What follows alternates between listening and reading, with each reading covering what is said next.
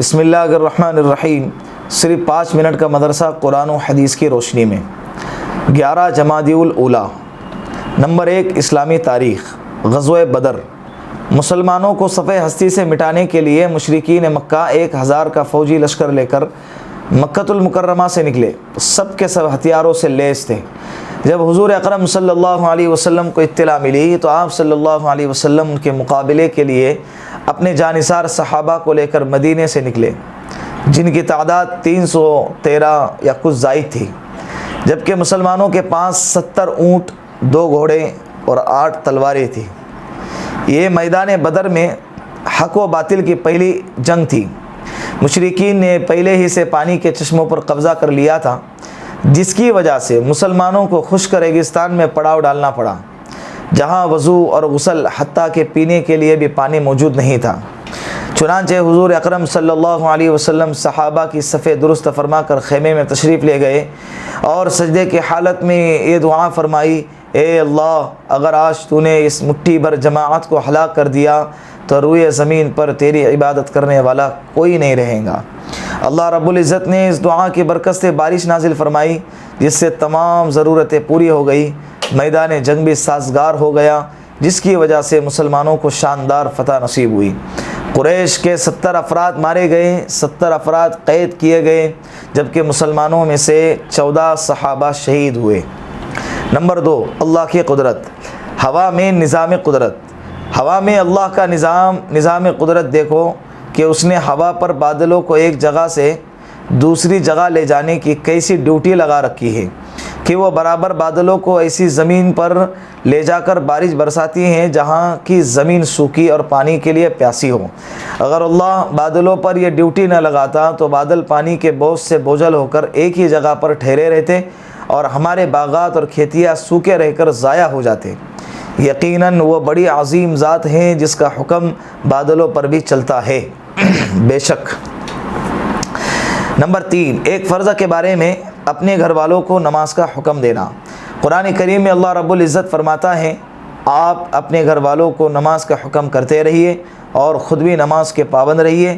ہم آپ سے روزی طلب نہیں کرتے، روزی تو آپ کو ہم دیں گے اور اچھا انجام تو پرہیزگاروں کا ہے۔ سورہ طٰہٰ۔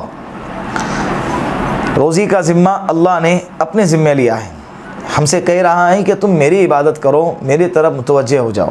رزق تو اللہ جانوروں کو کھلاتا ہے کہ جانوروں کا مارکیٹ آپ نے کبھی دیکھے کہ منڈی لگی ہوئی ہے، اس میں سے فلاں جانور یہ محنت کر رہا ہے، کام کر رہا ہے، یہ سب آپ نے کبھی دیکھے؟ پھر بھی اللہ ان کو کھلا رہا ہے۔ تو جو اللہ بے زبان جانوروں کو کھلانے پر قادر ہے، وہ اللہ تمہیں اور مجھے اور ہم سب کو کھلانے پر بھی قادر ہے۔ نمبر 4 ایک سنت کے بارے میں خوشبو کو رد نہیں کرنا چاہیے۔ رسول اللہ صلی اللہ علیہ وسلم کو جب خوشبو کا ہدیہ دیا جاتا تو آپ صلی اللہ علیہ وسلم اس کو رد نہیں فرماتے تھے۔ ترمذی شریف کی روایت۔ نمبر 5 خوشبو بھی ذرا ڈھنگ کی ہونی چاہیے۔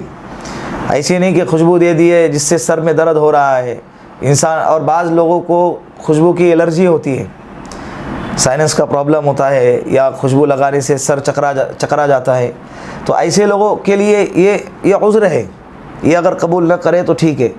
لیکن عامتاً اگر کوئی خوشبو کا ہدیہ دے رہا ہے یا کوئی شخص خوشبو لگانے کے لیے پیش کر رہا ہے اور پہلے سے سامنے والے بندے نے خوشبو لگا چکا ہے، تو ایسے بندے کے لیے خوشبو رد کرنا جائز ہے۔ نمبر 5 ایک اہم عمل کی فضیلت، سلام کرنے پر نیکیاں۔ رسول اللہ صلی اللہ علیہ وسلم نے فرمایا: جس نے السلام علیکم کہا اس کے لیے 10 نیکیاں لکھی جاتی ہیں، اور جس نے السلام علیکم ورحمۃ اللہ کہا اس کے لیے 20 نیکیاں لکھی جاتی ہیں، اور جس نے السلام علیکم ورحمۃ اللہ وبرکاتہ کہا اس کے لیے 30 نیکیاں لکھی جاتی ہے۔ کیا بگڑتا ہے ہمارا؟ کیا جاتا ہے؟ کیا مانگ رہے اللہ؟ زبان سے 1 سیکنڈ کا کلمہ السلام علیکم کہنے پر 10 نیکی، اور رحمت اللہ آگے بڑھاؤ تو 20 نیکی، اور رحمت اللہ وبرکاتہ آگے بڑھاؤ تو 30 نیکی۔ ابھی ہم کو نیکیاں چاہیے کہ نہیں چاہیے؟ زیادہ کمانا ہے کہ کم کمانا ہے؟ یہ ہمارے اوپر ڈیپینڈ کرتا ہے۔ اللہ کے رسول نے فرمایا: افشوا السلام بینکم، سلام کو عام کرو۔